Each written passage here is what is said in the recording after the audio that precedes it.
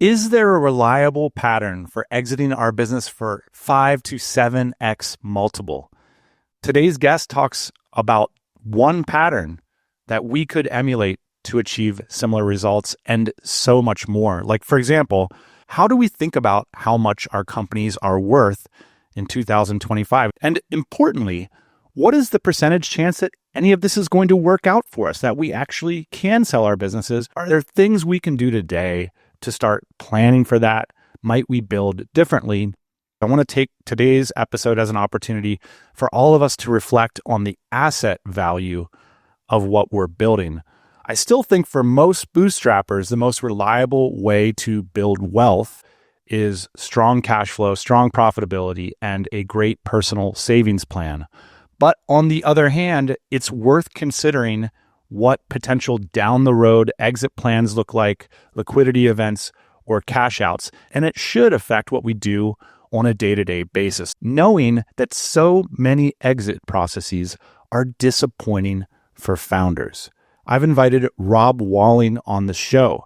Through his podcast, Startups for the Rest of Us, his TinySeed fund, and through his broader community, MicroConf, he's helped thousands of entrepreneurs who are seeking to exit for life-changing money. But importantly, he's also done it himself. So I wanted to get a sense for what larger patterns is he seeing that we can employ on a day-to-day basis in our entrepreneurial ventures. Importantly, I want to point out that Rob has a new book available. It is called Exit Strategy, and it is fantastic. Last week, we talked about this concept of the authentic web, and Rob's always been a leader in that.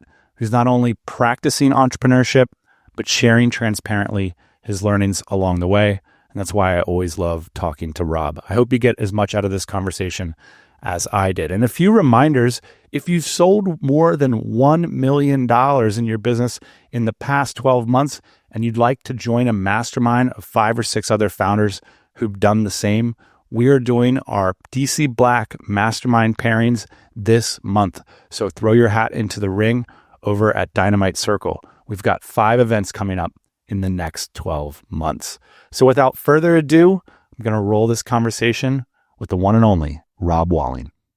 I want to start from a quote from the book, and that'll set the tone for some of the details and tactical things that we'll get into. So to quote you and Sherry, the reality is that it's too easy to hear that an exit will be challenging and then immediately dismiss it. Founders we advise are universally surprised at how long and complicated an exit is once they're in the middle of the process. Deal fatigue, the exhaustion and loss of enthusiasm that occurs during prolonged negotiations or transactions, is real. If you're not prepared for it, it can be extremely disruptive to your mental health and relationships. Maybe we can open this up a little bit. Why don't founders want to hear this, and what is the reality for us waiting on the other side? I think a lot of entrepreneurs have done hard things in their lives.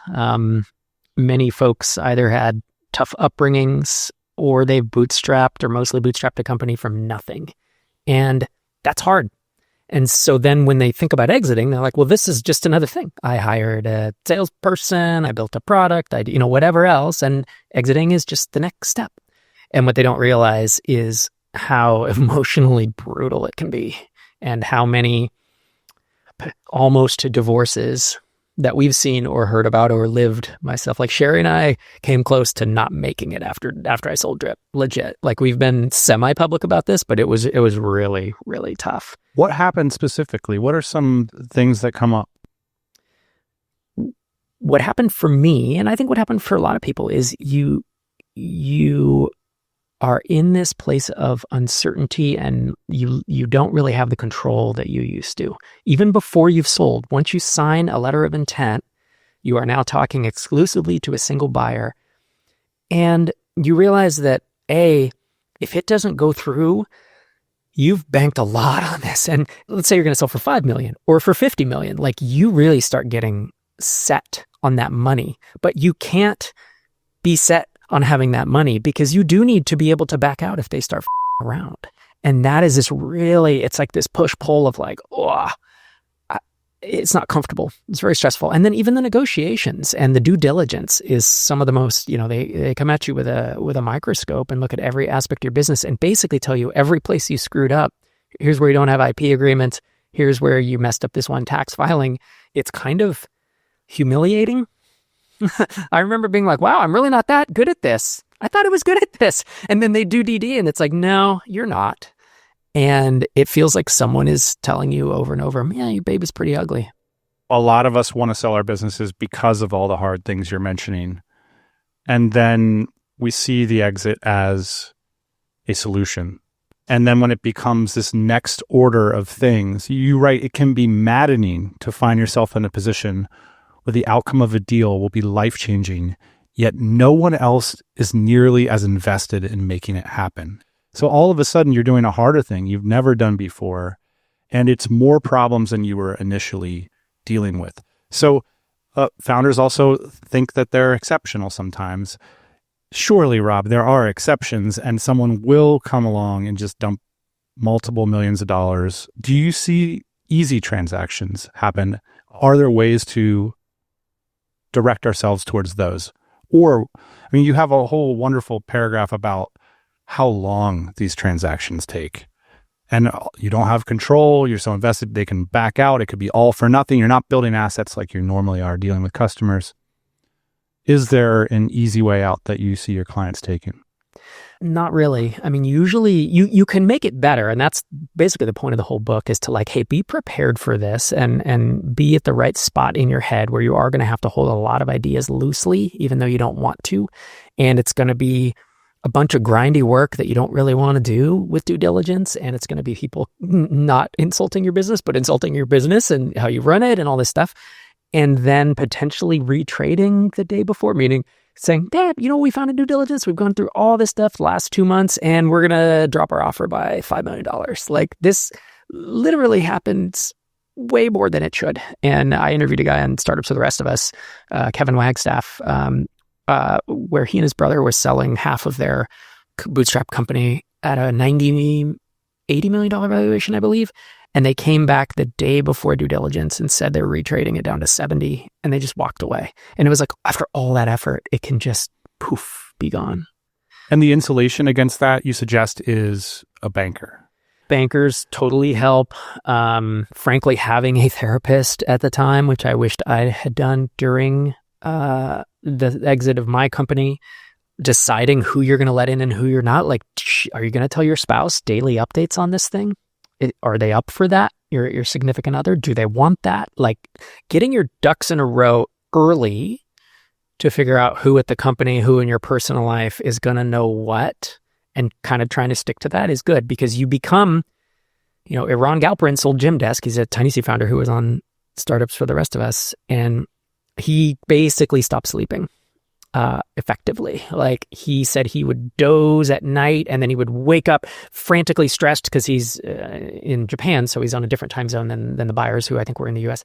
And he'd check his phone for email. Did anything come through? Because I need to respond immediately. And he didn't need to respond immediately, but he felt like he did. This anxiety, this stuff comes up that isn't real, but it feels so real. It's like trauma, right? Trauma triggering isn't real, but feels real. And that is a thing that people often don't believe us is going to happen to them. And it totally happened to me as well. I think the book does a fantastic job of making this case that we don't want to hear, making the bowl of oatmeal with no sugar on top and saying, let's just break it down. I think you guys did a great job of that. I'm wondering if we could go to square zero. Most of us listening to this right now, I don't think we have an eyeball sense for how much our company is worth. Could you walk me through how would you start to help founders think through the asset value of what they're building? Yeah, that's interesting. It's all based on loose multiples. It's like rules of thumb, and in SaaS, which is what I deal with, if you're doing about 2 million or more and you're growing at 50% or more, it's 5 to 7x multiple, ARR multiple on revenue. If it's consulting and agencies, you would know more than I, but what is it, 1x revenue? 1 to 2x profit with an earnout typically. There you go. Yeah. And e-com has its own multiples, and I'm not super familiar with those, but I bet you are. And 3 to 5 times profit plus inventory. Yep. Something like that if it's a well-run business. That's how people think about it, is talking to either folks like you and I, who have insight into it, or, you got bankers and brokers in the space that generally see enough transactions that they can kind of ballpark that. If you were going to go to reach out to a broker or a banker, like how, if a founder listening to this is curious about what the process might look like, how would you suggest they go about vetting that person and how they reach out? And in the same token, you address this, what about all these emails I get from these impressive companies in London that are asking me to buy my company all the time? What's the appropriate response to those inquiries?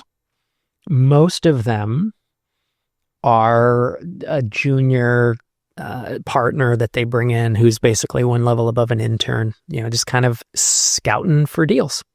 And the challenge with a lot of those, it's not all of them, but a lot of them, is that they really want to get you in a one-on-one conversation. They do not want a bidding war. They do not want an actual auction, right? Or a process, as we call it, where you talk to multiple buyers, because the moment there are multiple buyers, they can get bid up. And so that's what a lot of that outreach is. Probably 95% of it is, hey, we're just trying to get you so that we can not offer you fair market value for your company, if I'm being honest. And then the first part of your question was around, vetting or finding a banker or an advisor or M&A advisor.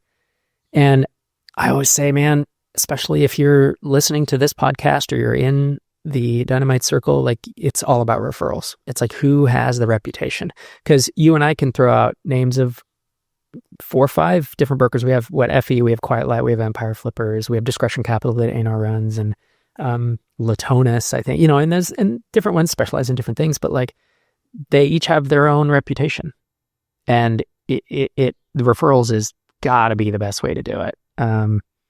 That's how I've always done it. What is the most common financial benchmark that you are seeing in your community right now for founders to meet in order to part with the assets that they're generating? Ooh, that's a good question. So I deal with mostly bootstrap SaaS companies, and I remember there's some people that do the Plateau and they sell out of necessity because they get so bored. Mm-hmm. Necessity maybe is overstating it, but there's a lot to be said for thinking you're never going to sell and then plateauing, and then you get 2 years in and you're so demoralized and so bored that you just sell. And at that point, you sell for what the market's going to pay for it, and it's going to be a lot less than FU money. It's going to be less than never have to work again money. So within TinySeed, which is my accelerator for B2B SaaS companies, we've had folks ask like, hey, what kind of a return are you looking for? And we said a 10x return is great for us. Like that's a good start. How about that? 10x return on what? On our investment, on the valuation that we invested at. So in our investment, valuations are usually between 1 and 2, although they can go up a little higher than that. So you think about that, that's $10 to $20 million exit price. I find that most founders that I talk to, whether they're in TinySeed or whether they're just listening to the podcast or at MicroConf, $10 million is a really solid number that people shoot for. Not everyone, but I'd say if there's a bell curve, that's probably like the most common number I hear. And then there are some folks, there was a founder I knew who did sell, and he said, I'm going to grow my SaaS as fast as possible to 3 million, and then I want to sell it for 30 million. And that was what he wanted. And I was like, that's a lot of money, man. That's generational. Like, you don't just need that to live on. Like, and he said, I know, but that's my goal. And I said, cool, good for you. I'm going to help you do that. He was a TinySeed founder. So he did, and he had a great exit. So that's the world we live in. I mean, we've seen exits north of that, and then we've seen some exits that are certainly in the single digit millions, but I think most people aspire to hit that 10 to 20 million mark, because that's not only does that never have to work again money, but it really is, even the next level above that. If you see 100 SaaSes, I'm asking you an irresponsible line of questioning, but you're certainly going to have the most interesting answer of anybody I know. What percentage of those 100, or how many of those 100 are likely to get that kind of valuation? Well, if they hit, I see what you're asking. It depends on what stage. Because I can see 100 TinySeed applicants, for example. There you go. And there's out of 100 TinySeed applicants, there might be 20 with like zero revenue. Right. And so those are really unlikely to get anywhere. They're unlikely to get to 10K a month, And so I have to like kind of wipe them out. Yeah, out of just 100 a swath across applicants, maybe one or two. But out of companies that get into TinySeed, because then there's a huge selection, right? It's like for every 100 companies, we only let a handful in, a few in, right? So of TinySeed companies, I would say it's significantly more. 20, do I think? We don't have data on it yet, but it's a gut feel of how many I think will get 20% there. 20% to Maybe? 10 million. Yeah. And what is the difference between the 20 and the 80? If you had to rank order, it is just getting far enough, meaning getting enough revenue, like getting your annual recurring revenue to 2 million and still growing at, 40, 50, 60% a year. That'll get you 10 to 15 million, to be honest. And we saw someone recently sold for almost 20 with numbers similar to that. So,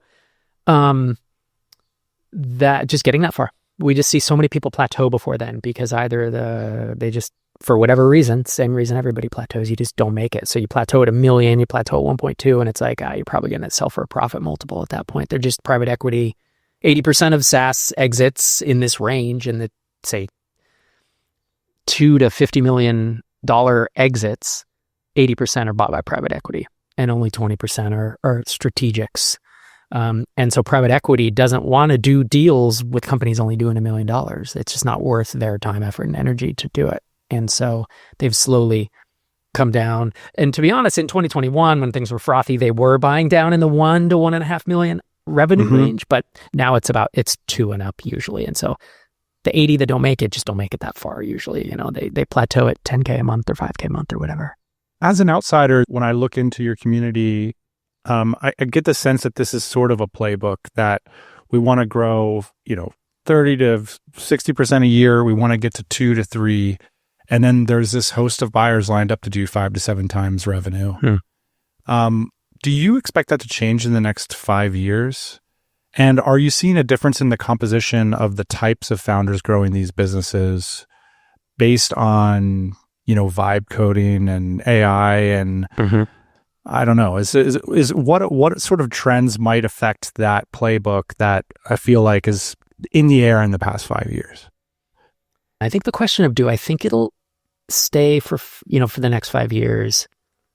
I do. I'm optimistic about it. If anything, like SaaS valuations and multiples have gone up over the past 10 years.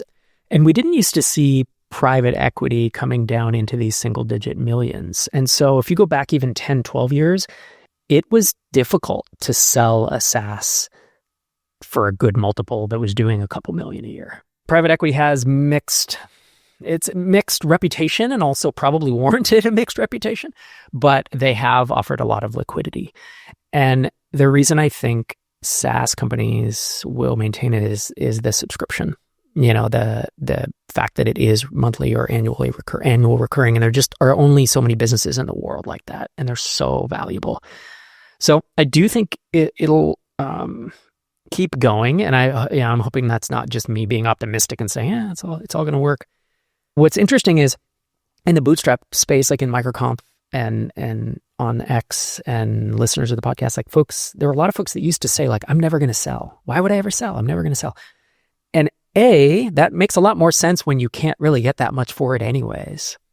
But if you're doing 2 million a year and you're taking out even 400,000 or 500,000 in profit, someone offers you $10 or $15 million in cash, long-term cap gains on that, it's hard to say no to that. I mean, you need to really be committed to your principles of not selling. You know what I mean? And I say now everyone sells eventually because it's true. I've kind of seen it. And so it's interesting you call it out as a playbook. It's like, it kind of has become that, right? It's like life-changing wealth. And it's not nearly as hard as, we go back 20 years. It's like, how do you start a startup and have life-changing wealth? Well, it kind of has to be a Facebook, a Google, an Instagram, or an Instacart for that matter, like a really big startup. But it's become much more doable in the past 10 years because of the private equity liquidity and the more standard valuations and the competition and how few there are that actually grow to that size. I think it's been a small part of your legacy that you've created this script that there's like real data points hanging off of it. It's been great work that you guys have been doing that founders can look to that and say, well, it's not for sure, but it's one thing I can hang my hat on, is that companies are doing this type of thing. There is liquidity. Here is the profile of these companies. And what a lot of us find when we do that is we look at our company and we say, well, we're stalled out, or I'm stuck at 10K MRR and we just can't break through. And then I look at, how time consuming it is to exit this business. I'm wondering, what are your thoughts on sort of jumping ship when the opportunity, you don't know whether it's going to get you to that goal of FU money? And so there's one camp that sort of would say, well, you've got to focus and there is a solution to this. And then there's another camp that might say, let it die off and start the next thing right away. But now you're back at square zero.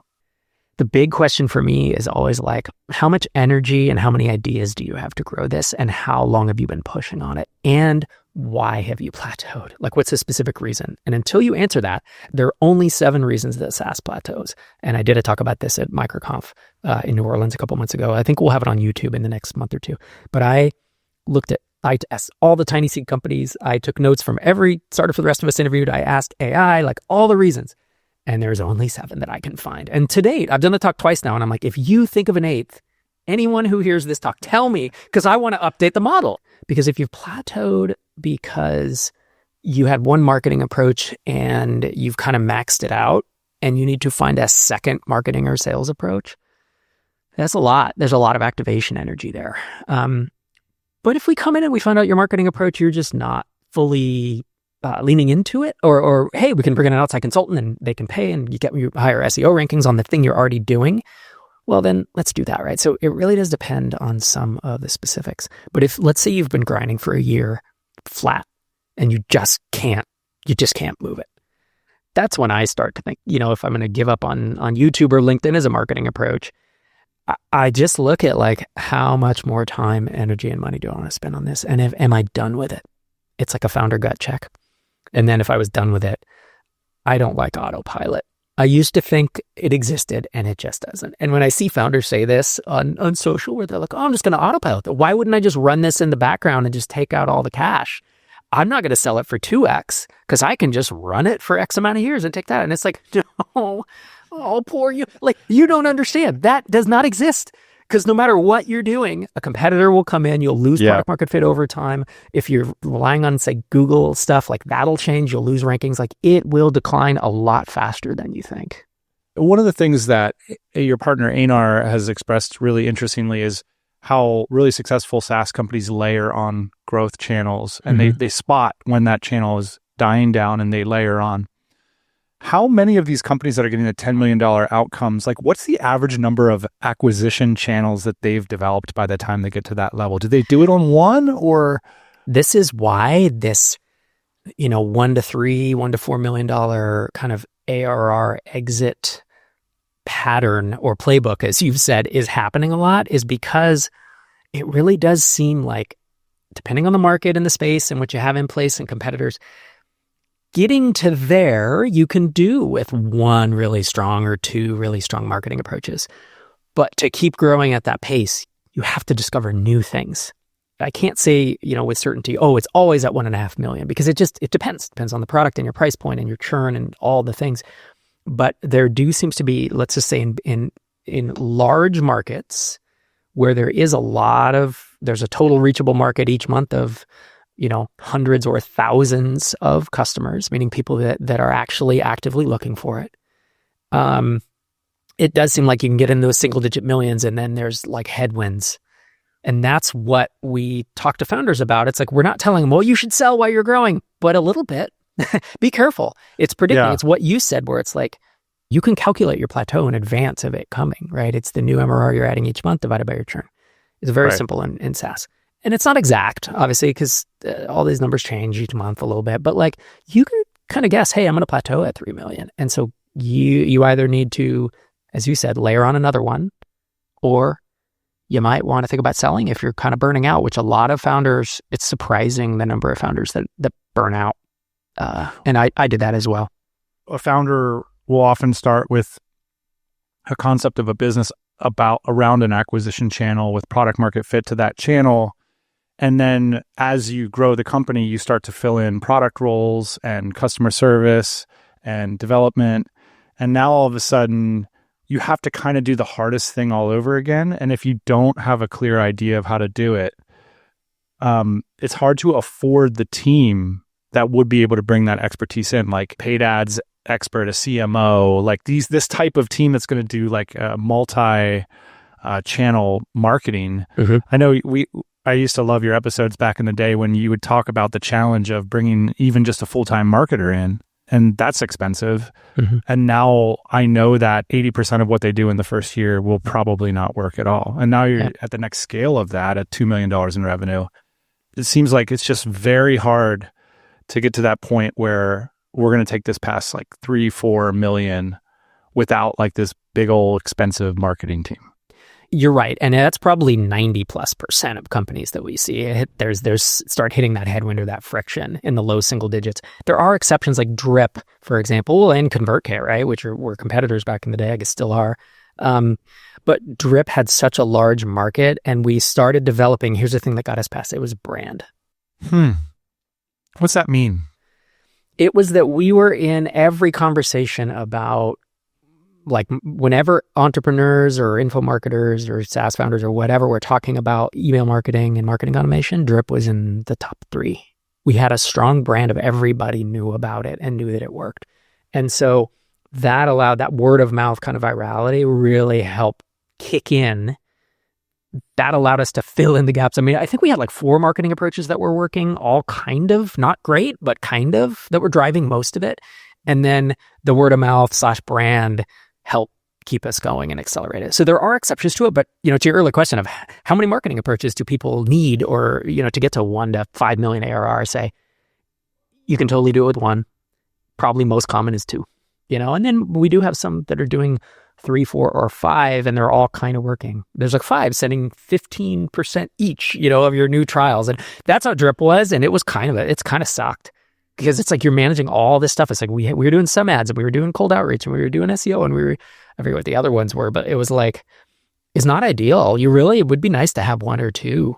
And sometimes that's just not the way it works. I'm curious if you could give me some perspective across your portfolio, what you're seeing in this year. In our community, like niche sites like are completely off the table, like SEO is completely changed. Sure. Social media networks have changed. What are your companies doing that's working well? How are the majority of them getting their customers? And how do you see that changing this year and as we proceed? For the most part, what has always worked which there are like really 5 main marketing approaches. I call them the big 5. Really creative. Well, it's content, SEO, cold outreach, ads, and then the last one is integrations and or partnerships. Those are the top 5. If we go down 6 through 10, it's like in-person events, but you need a high annual contract value to make those work. Free tools, which is like engineering is marketing, right? Putting a tool out and marketing it. Going out on podcasts and YouTube channels and kind of being a personal brand. Affiliate marketing, and then Capterra and G2. Those are probably the next 5. This is probably a top 10 if I were to group it. How much do you think the marketing channel has to do with the business versus the founder? So I think the first question you should ask before trying a marketing channel, or probably even before starting a business, is where are the customers? How do the customers want to buy? Where are they looking? And so if I'm a founder and I only want to stay in my comfort zone and I know SEO and content and that's all I want to do, don't start a business where no one's aware of the problem and it's all going to be cold outreach, because you will fail. And we see this. I see this on social media, unfortunately, where a founder's like, I know how to do insert marketing approach here, right, and I've built this tool, and I look at the tool and I'm like, oh, I would totally market that through integrations, ads, and cold outreach. Like in my head, I see it, right? And the person's like, I know content and SEO, and that's what I'm going to do. And I'm like, no, don't do that. Like, why would you? You know what I mean? You have to start with the buyer and their journey. And oftentimes there's not one journey, right? It's not they only will click on ads or whatever, but it is, where do they live? Where are they talking about it? Where are they thinking about it? If someone's like sort of reading about your brand for like 30 minutes, their chances of buying are obviously like so much higher. So if you're taking like a cold outreach approach or a social approach or a paid ads approach, how much do you want there to be some kind of like branded content experience at the homepage? Do you guys think that through as a portfolio? Like, or is my intent so high to solve a problem with SaaS that I'm just going to click through and sign up for a free trial? Yeah, it's usually the latter, and it's less about brand, especially in the early days when you have none. And Right. founders who focus too much on brand too early, they piss a bunch of time away. It's a nice entrepreneurial procrastination tool of like, oh no, I need these colors and I need to really think about how people are going to feel and it's like, I mean, maybe, like Derek Reimer does a great job. He's the founder of SavvyCal, and like he has a great visual design, but he didn't go out and say, I'm going to build this amazing brand that everyone thinks amazing things about. I'm going to build a tool people use and then say amazing things about. And that's how you build the brand, right? That's what we did with Drip. That's what we did with TinySeed. We just launched, right? TinySeed is now a brand. Like it's a world-class brand that people talk about. And the way we got there was not by spending 6 months building a brand. It was by spending 6 years building a good program that then people talk about. I want to revisit a perennial question. I would estimate that like 85% of us listening aren't technical. What is the state of technical co-founders in 2025? Use me as a case study. I'm sitting around. I've got a business. I've got customers. I've got some things going. And now it's like, man, this SaaS stuff, it does look like these multiples are better. I've got an idea. What are the options for non-technical people nowadays to bring on a technical co-founder? Well, there are options to do that. There's also options to build in no code, or to use AI to hack stuff together. We're seeing both of those. So TinySeed has invested in 204 B2B SaaS companies. And I think 4 or 5 of them were built in no code when we funded them. Like there was literally someone in Bubble or, whatever Airtable software, whatever they were building in, and they were non-technical founders. I don't love it because they have to rewrite it. All of them have either didn't make it far enough to rewrite, meaning the business just didn't get traction. It wasn't because they were no code, it just didn't. But all the ones that have made it to even like 5 or 10K a month, they have to bring a dev in. But at least they validated the business now. They have TinySeed money, they have revenue, and they do it. AI is the other thing. People kind of, you could try to use AI to build something. That's tough because it's still really buggy. And so you have to kind of know what you're doing. Of the founders that we have backed, I believe 85% of them have at least one technical founder on the team, whether they're solo or, part of the team. And what's interesting is early on, we didn't necessarily screen for that or just be like, we're going to be biased towards this. But it does seem like the companies that get traction are the ones that are shipping quickly, and the ones that are shipping quickly and don't have a bunch of bugs in their software are the ones with a technical co-founder, right? That's what gets you there. But all that said, there's still 15% of folks who make it. And usually they either, like Craig Hewitt's a good example, is founder of Castos, which is podcast hosting. And how did he do it? Well, he had a productized service doing podcast production and editing that was generating $30,000 a month, let's say. And he took that and parlayed that revenue into acquiring a WordPress plugin. You know what I mean? So it kind of stair-stepped his way up, if I'm being honest. That's how a lot of folks do it because it's expensive. Your first hire, if you're not technical, has to be a developer. Now that I've seen all the patterns of backing TinySeed, I really, really want there to be a technical co-founder on the team. I do have a specific bias towards it because all of the teams we've had without one, their number one long-term problem over the years is their code quality and ability to ship. It's a big issue for them. One of the more surprising things I've heard you say, and correct me if I'm wrong, is that 3-person teams are outperforming 2-person teams in terms of co-founders. This is from your State of SaaS report, which is fantastic. Thanks. I'm just shocked by this somehow because, we all have met the person who has 6 business partners and you're just like, I don't know how that's going to work. But now here you're coming with real data points that suggests there is perhaps some advantage. Yes and no, because I'm in your camp of my ideal founding team size is 2. The data of independent SaaS said, they were growing faster if you had 3 co-founders versus 1, 2, or 4 co-founders. And I don't like that. I don't like it when data disagrees with my opinions. But I do think we do have a couple or a few 3-person teams, and I think we even have a 1 or 2 4-person teams that we back with TinySeed. Now, there's a lot of things that don't work with 4-person teams. At all the things you would think, right? It's too many chefs in the kitchen. Nobody has enough equity.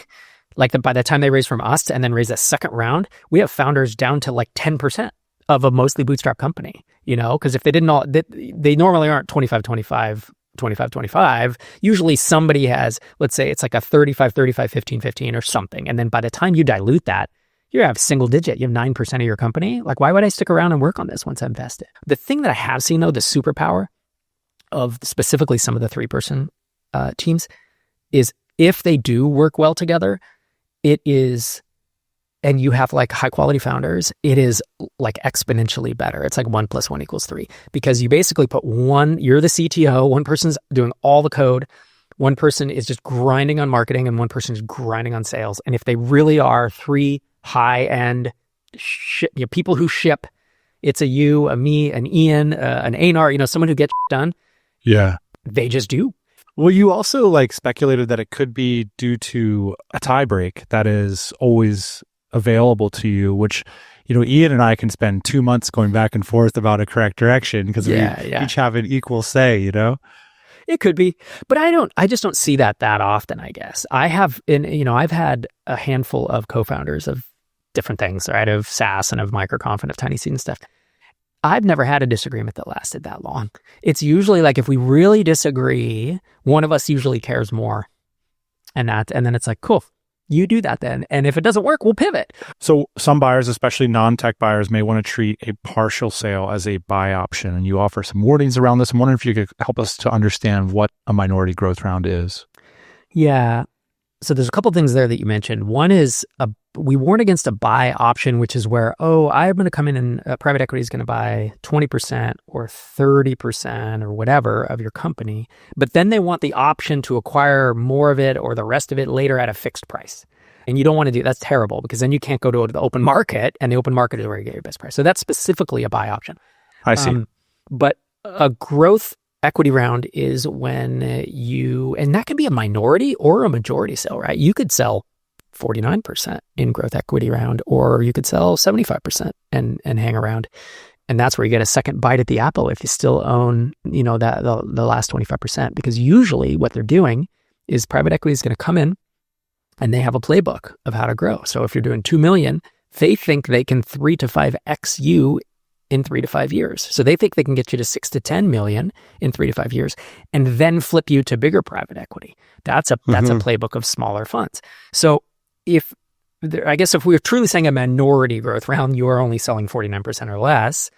But I do see majority growth rounds too. We've seen Ron Galperin with Gymdesk, but he sold the majority of the company, but he retained enough, and so did TinySeed actually, that such that if there is another exit in the next few years, we'll all do really, really well.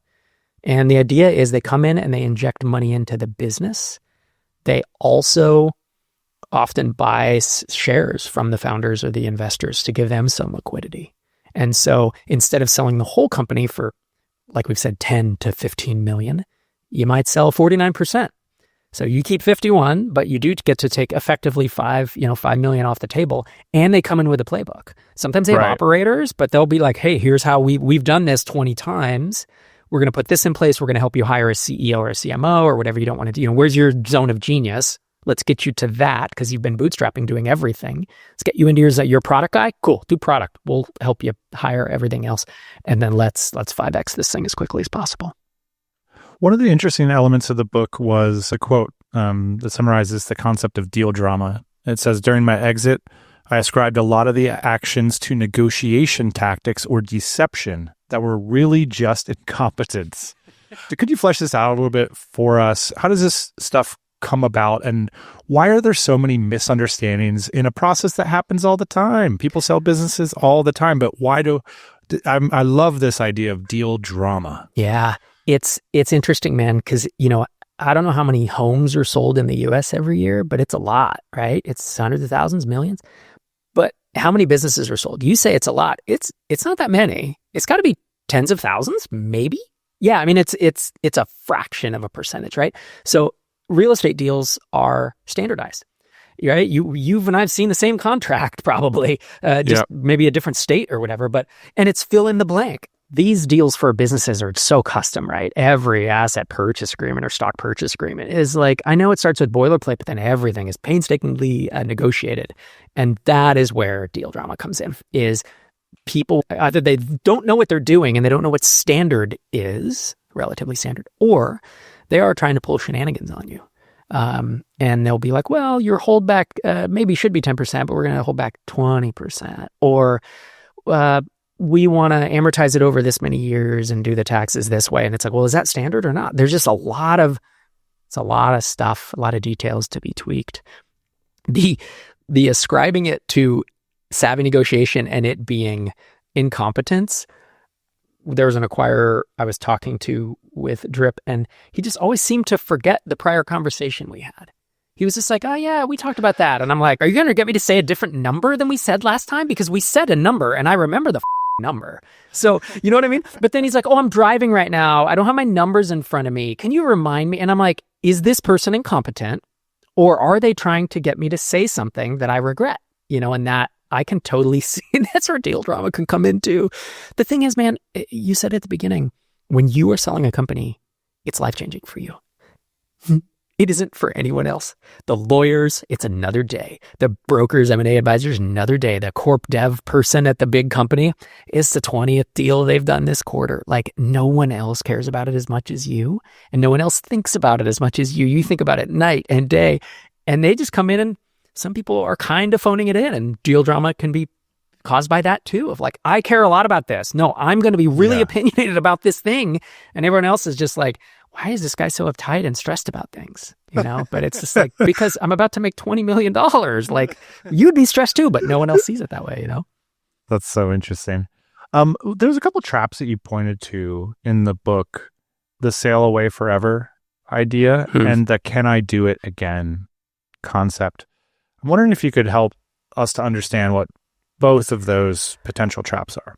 So the first is sail away forever. It's let's say I sell for life-changing money, $20 million or something. I don't know of a single entrepreneur that just clocks out. Actually, no, I think I know one. Derek Sivers. Every other founder I know thinks that they're going to sail away forever, thinks they might, and they never do. Because we don't get into this, we don't get into this for the money. We can say, I got into it a little bit for the money because I wanted to set my family up for life. But I got into it because it's really fun and it provides me with purpose. And what are you going to do? That's why sailing away, sailing away won't provide you with that purpose and the challenge that you need, the learning as an entrepreneur. Well, let's hang out there for a minute. There's a handful of concepts in life that are so important, yet hard to put your fingers on. And purpose is one of those, where when you wake up every morning and you have good work to do, and at minimum, your email inbox is telling you that you matter because there are things to do, puzzles to solve, that you can make the world a slightly better place in the next 15 minutes, and you care. And it might hurt in the moment, and you don't even realize its purpose until it's all gone and you're adrift. And we don't call out things like, that's my purpose. I changed my kid's diaper. I responded to my email. But somehow they all add up to it at the end of the day. some form of it, some small portion of it. And it is interesting how much founders struggle with purpose and the new scale of purpose in their life, because you can get it from all different aspects of your life. But when you had 5 developers and a sales team and a brand, and all of a sudden now you're back to an X account or whatever, that purpose can feel very different. Yeah, it often goes away because as much as we aren't our businesses can provide us with a lot of purpose. Caring for our team, hiring, growing the bottom line, growing the top line, like that becomes a way that you're changing your life and the lives of those around you. And that's a pretty interesting purpose to have. And then if you sell the company and you say sayonara, start over from zero, you got to find that again. You don't need to find it in the same way. And that's the mistake that some people make is, well, I had a SaaS company and I had purpose from that, so I'm going to start another SaaS company. It's like, maybe. Really? Do you want to do that? Because like, think about it, especially if you've sold for that, for 20 or 30 million, like you can do whatever you want now, including changing your identity in terms of like identity as a SaaS founder versus a whatever else you want to do. And I think it's a mistake that folks make when they feel like they need to do the same thing again to get the same purpose. That's a little bit of the do it again track. Can I do it again? Is maybe a little more to prove it to themselves or prove it to the world. I think that's a terrible reason to do things. I think at one point you mentioned you can go do it again for sure. Now you've got the skill set. I've noticed a lot of founders not being able to though. What do you think about that? I think success, let's say startup success, is part hard work, it's part luck, and it's part skills that you've developed. And there are some founders who have an inordinate amount of luck, and they kind of luck into that one thing. They happen to get the timing right. They built several, I'll say SaaS companies or whatever companies, and one of them caught, and they did really well, and they sold for 5 million, 10 million, or whatever, and they go to do it again. They actually don't have like the skills to do it repeatably. That's a hard one. Yeah. Because now it's a lot of humble pie, and I've noticed that's very tough. Yeah. Is to do it again when your first business didn't require you to build like a full stack entrepreneurial skill set. Likewise, I've also seen several founders who actually do have the skills, I think, to do it again. But then they either pick an idea and the luck goes against them. They hit the wrong timing, or they just kind of maybe wander, or they want to be too novel, or they have too much freedom now. Meanwhile, I think we can both agree if Jason Cohn opens an ice cream stand next weekend, it's going to be like in your grocer's freezer by the next year. Him and David Cancel has had 5 exits, and I think Dharmesh could do it again. Heaton Shah's done it 3 or 4 times. Like but Ruben could do it. There's levels to the game. Yeah. Yeah. There are people that it's just inevitable. They're going to figure it out. They're going to pivot until it works, At the end, I just want to talk about the book itself to finalize the interview. I mean, I think you guys have achieved it. This is the first book that you would read if you're going to sell your business, even if you're not a SaaS founder. So really well done. You don't actually it doesn't feel alienating if you run an agency or any other type of business. You just made it so easy to digest the key points and get through it. And I really had a good time reading it. So I'm curious why you did it though. Because you guys have a bunch of interesting marketing things. Congratulations on 100,000 YouTube subscribers. You have a great podcast. Why sit down and spend so much of your personal time and energy writing a book in 2025? What do you think the impact will be? That's a good question, because this is my 5th book. And do I really need to write more? I don't know. What kept happening was both Sherry and I, Dr. Sherry Walling, my wife of 25 years, she coaches founders. She used to be a psychologist, and now she coaches founders and executives. And a big chunk of her coaching base is folks who are thinking about exiting, are in the process of exiting, have exited, or are having co-founder splits, or are going to go public. Like, there's all this stuff. It's stress. That's when you would hire Sherry to talk about it. And she came to me and said, I keep telling these folks the same thing over and over. I keep hearing the same questions and quotes and thoughts over and over. And she doesn't just stick to SaaS. It's most of the examples in this book that are not SaaS. The majority of the examples are not SaaS, actually, right? There's like a trapeze school in New York, and there's a consulting agency, an e-com, and like we intentionally did that. The book is not focused on SaaS. She came to me and said, I need to write something, meaning her, because this is her 3rd book. So she was like, I think we should do it together, because you have the viewpoint across not only having gone through the exit, but you coaching TinySeed founders, see a lot of exits. And then Sherry has the much more walk alongside for an hour every week for 20 weeks while someone goes through an exit, and really being in their corner. That's why we did it, is we genuinely wanted it to exist in the world.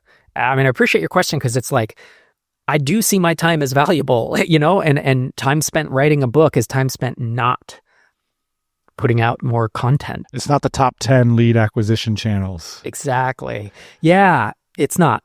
But we put it out because we wanted it to exist. I also wanted, people would come to me and say, I'm about to sell. What book should I read? And it was always before the exit, your book, and, pick a John Warlow book, maybe read them Yep. all. But, those were my, 2 to 4 books. But I did, Sherry, especially as a clinical psychologist, really I wanted to cover the psychological aspect of it because I've seen it touched on, you touched on it, and John touches on it. The 80% of this book is probably, the psychological aspect. And I did feel like we had something unique to say in the world. And so, yeah, it's not going to be the best lead gen for anything, but we definitely wanted it to exist and wanted to help folks. Have you been surprised or enthused by any particular reactions to the book so far? We still had it in drafts in a PDF, and I was sending it to founders who were like, I heard you're writing a book on exits. I'm in the middle of selling right now. Could I buy it would you send, I just want to read it because I'm super stressed. And we had at least a half dozen, maybe 10 folks read it. And those responses were amazing. I got back like a 2,000 word response that was basically like bullet points of like, this thing in chapter 1 helped me incredibly. And this piece here totally aligned. And this one, it didn't happen to me. So it didn't resonate. And it was like great feedback because it's at one of the most stressful times of your life and one of the biggest financial transactions of your life. And my hope is that Exit Strategy is there to like offer you some guidance if you don't have anybody else to turn to. More than enough reason to do it. So that's the reason there. It's fantastic. We appreciate you doing it and appreciate you coming by the TMBA podcast to share your story, Rob, as always. Always, man. It's great to be here. Thanks for having me.